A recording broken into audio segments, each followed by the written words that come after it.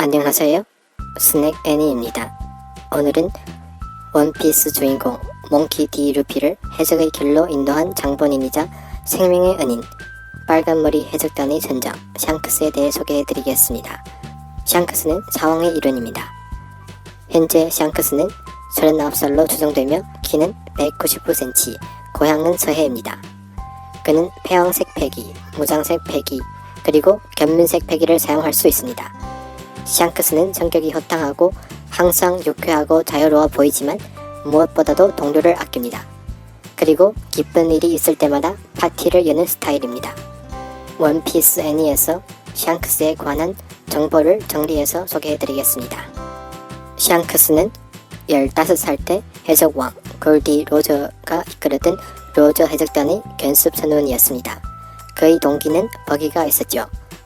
어느 날 샹크스는 버기에게 한 악마 열매는 1억 벨이 팔 수 있다고 알려주었습니다.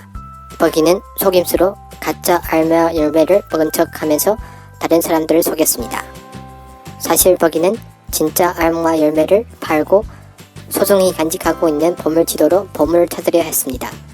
그런데 갑자기 나타난 샹크스로 인해 깜짝 놀라 악마 열매를 삼켜버리고 보물 지도를 바다에 떨어뜨려 버렸죠.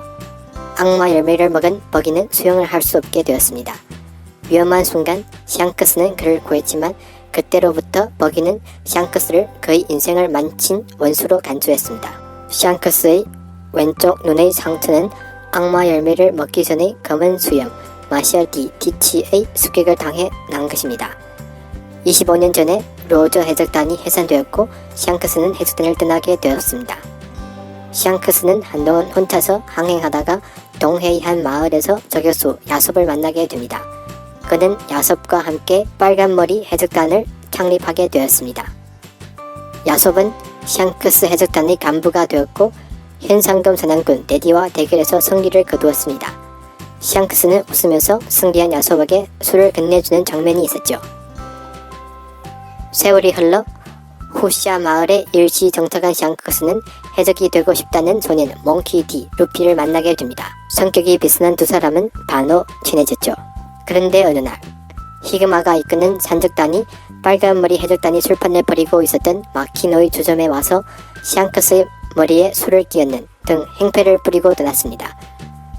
그날 루피는 빨간머리 해적단이 빼앗은 고무고무 열매를 실수로 먹어버립니다. 샹크스가 악마 열매를 먹으면 헤엄칠 수 없다고 알려주자 루피도 충격을 먹게 되었죠. 시간이 흘러서 출항날이 찾아왔습니다. 그런데 그날 루피는 히그마를 만나 샹크스를 비웃지 말라고 덤벼들자 산적에게 괴롭힘을 당하게 됩니다.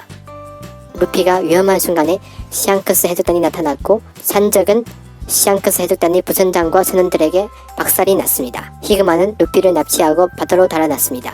잔인한 그는 루피를 바다로 던져버렸죠. 하지만 바다를 못 오르는 그는 바로 해수류에게 먹혀버립니다. 해수류가 루피에게 덮쳐드는 순간 샹크스는 루피를 구하기 위해 바다에 뛰어들었고 그 와중에 샹크스는 해수류에게 왼팔을 잃게 됩니다. 샹크스의 눈빛을 본 해수류는 그만 도망가 버렸죠. 샹크스는 떠나기 전에 자신이 소중히 여기던 밀짚 모자를 루피에게 선물하고 해적왕이 되겠다는 루피를 바라보며 미소를 지으며 후샤 마을을 떠났습니다. 원피스 애니 400화에서 샹크스는 렐리와 재회하게 됩니다. 렐리는 로저 해적단의 부선장입니다. 그때의 샹크스는 한쪽 팔을 잃었고 밀짚 모자도 없었습니다. 렐리는 흉터에 대해 물어보지 않았는데 아마 그는 사실을 알고 있는 걸로 추측됩니다. 렐리는 샹크스로부터 선장과 똑같은 말을 하는 꼬맹이 루피의 소식을 들었고 꼭 만나고 싶다고 했습니다. 원피스 애니 461화에서 샹크스는 자신을 찾아온 히켄 에이스를 만나게 됩니다. 그때 에이스는 아직 신인이지만 자신의 능력으로 세계 정부를 놀랍게 했습니다. 에이스가 샹크스를 찾아온 이유는 샹크스가 자신의 동생 루피를 구해준 데 대해 감사를 표시하러 온 것입니다. 기분이 좋은 샹크스는 바로 파티를 열었죠. 샹크스와 메이눈, 미호크는 오랜 라이벌이자 친구입니다. 젊을 때 그들은 늘 대결을 했는데 샹크스가 한쪽 팔을 잃자 미호크는 더는 그와 대결하려고 하지 않았습니다. 미호크는 샹크스를 찾아와 루피의 현상 수업의 포스터를 보여주었습니다. 루피가 진정한 해적이 된 것을 본 샹크스는 기쁜 나머지 바로 파티를 열었죠. 그러던 어느 날 샹크스는 부하 신참 록스타를 보내 흰수염에게 편지를 보냈지만 흰수염은 직접 오라고 편지를 찢어버렸죠. 샹크스는 흰수염이 편지를 찢어버렸다는 것을 듣고도 화내지 않고 낄낄 웃으면서 직접 찾아가기로 했습니다. 홀로 모비디코에 승선한 샹크스는 아무래도 적선에 홀로 오르는 만큼 약간의 위협을 위해서 패왕색 패기를 내뿜어 흰수염 해적단의 선원 다수를 기절시켰습니다.